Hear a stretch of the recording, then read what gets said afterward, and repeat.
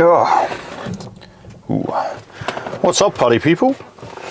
Right, we're coming back round then. So if that was day 30, was that, which means that was day 31. So this is day 32, people. We are into my deload week. So we ended last block with an 865 kilo total, which is a 25 kilo increase from the start of the year. So in 2 blocks, we've added 12.5 kilos each to my total, which is pretty good going, you know. If I can do that over this year, then I'll be pushing like a 950 1-ton total by the end of this year, which would be pretty cool. But for now, our goal is still a 900 kilo total for Southern, sorry, not Nationals. Today we have a 250 double squat, and then we've also got block press. It's a brand new block, which means the accessories are going to change slightly. The Bulgarian split squats that I would do today, we're actually going to do front foot elevated Zercher split squats.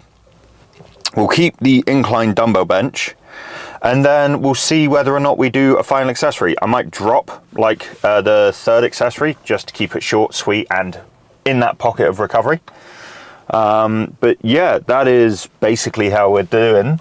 This past weekend, I was at All England's bench, and my partner Charlie there was competing, and she won her weight class very comfortably. She got a 5 kilo PR of 107.5 kilo bench as a 76 female.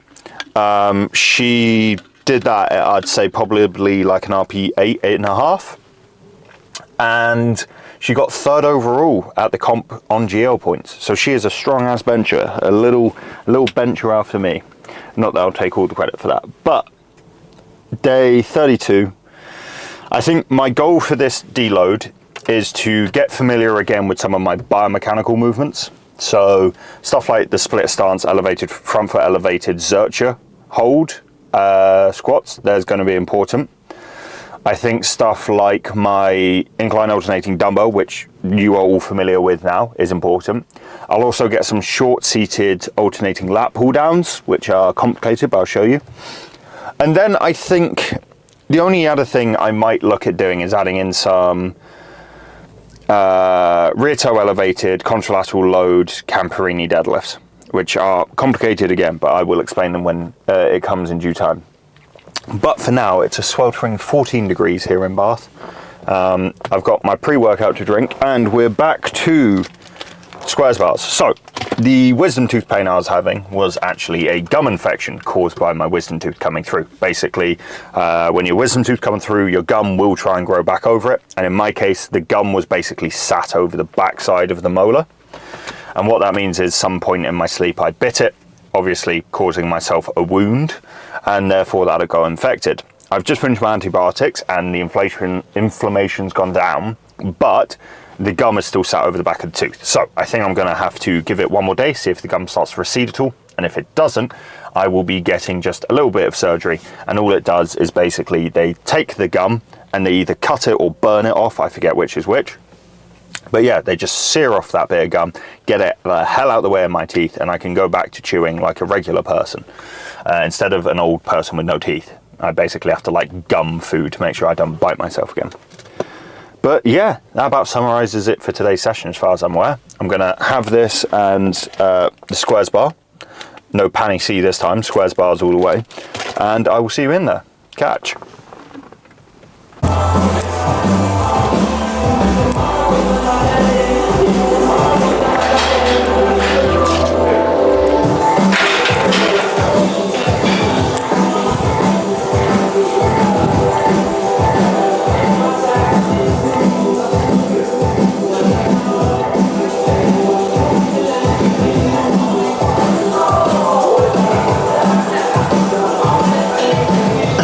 So, 250, everything's feeling like reasonably well actually, just focusing on really getting the knees forward.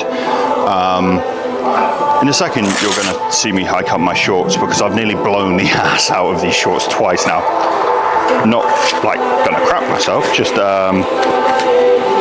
I kind of was there like, oh, I'll just wear my, you know, my loungeabout shorts, my swim shorts, whatever. And then I realised, oh, they're not a malleable material. And on a warm-up, something went pop. And I've had a look. I've not ripped the seam completely open. I have ripped it.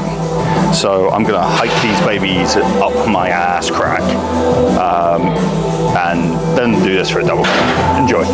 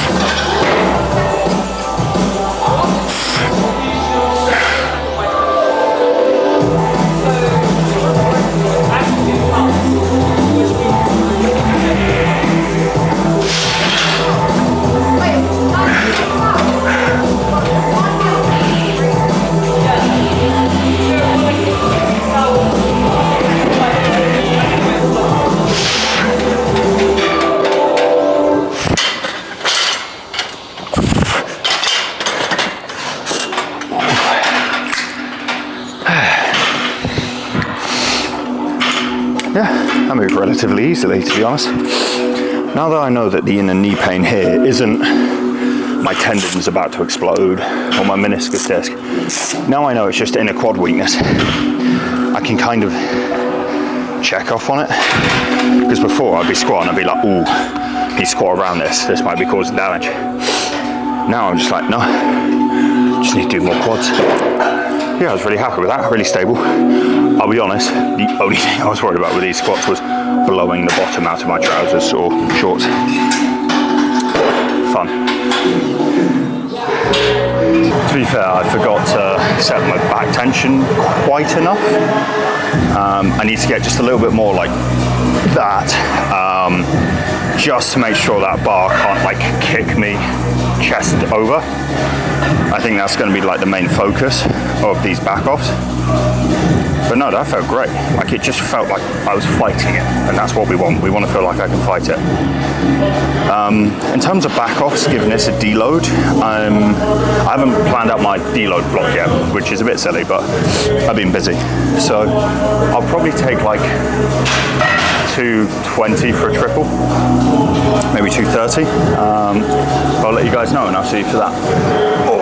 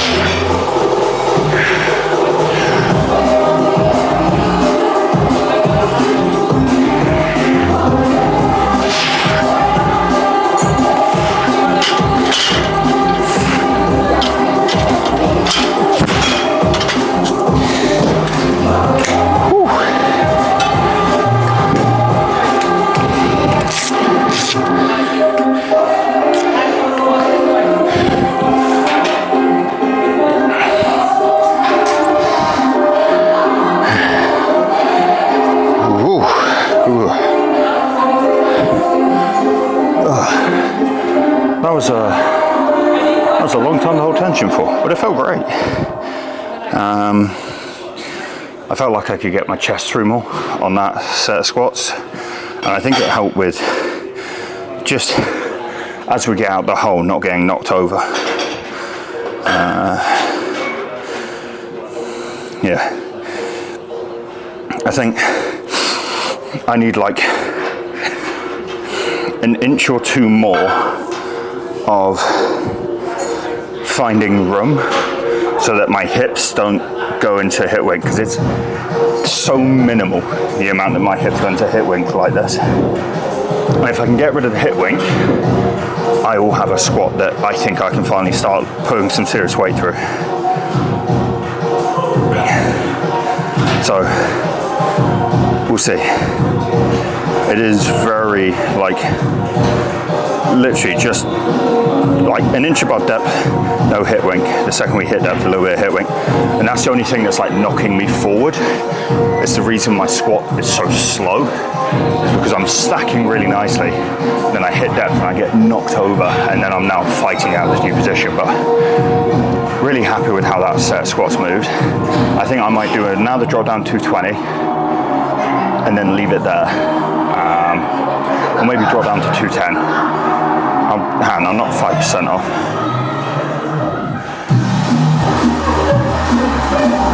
$216, so we'll go to like 250. See for that. Oh.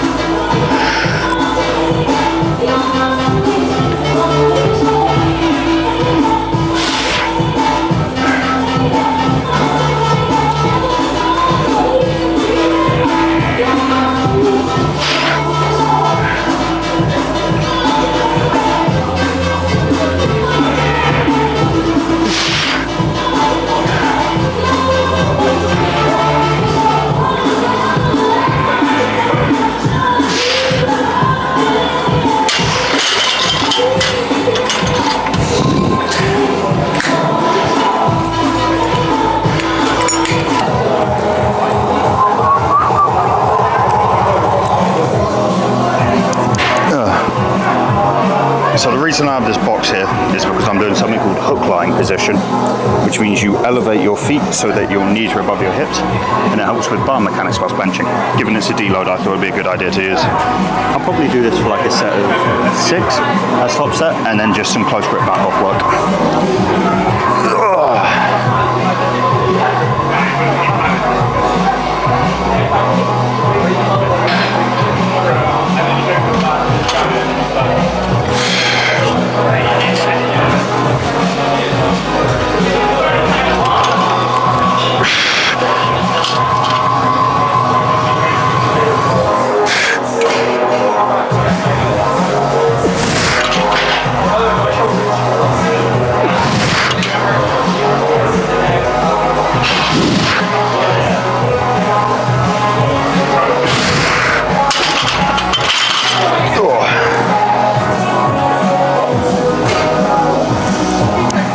Set of 4 it will be. I was getting hip cramp with that. Alright, we've now got back offs. Same concept, I'll drop it down to like 120 and I'll just do close grip.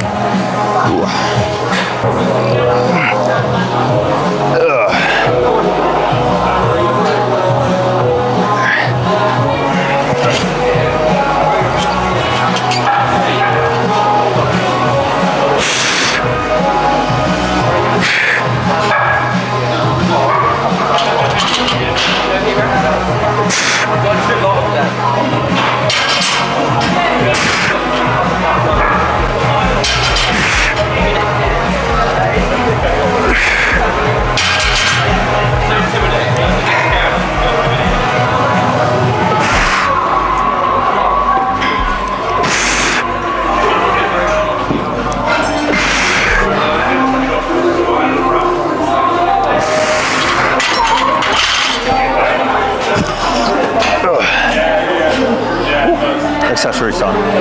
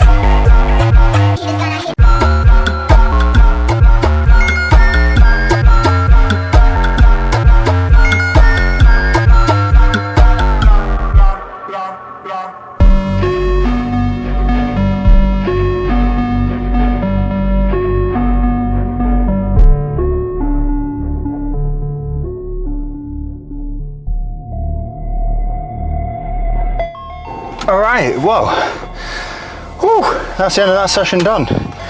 Really pleased with squats. Really pleased. Whoop. My phone just went for a ride. But yeah, I'm really pleased with squats.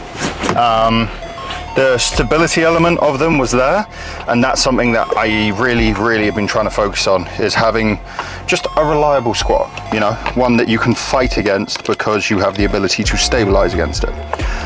So I'm really happy with that. Bench was fun. I can definitely feel now when I'm not in the right position and the trouble it's causing me.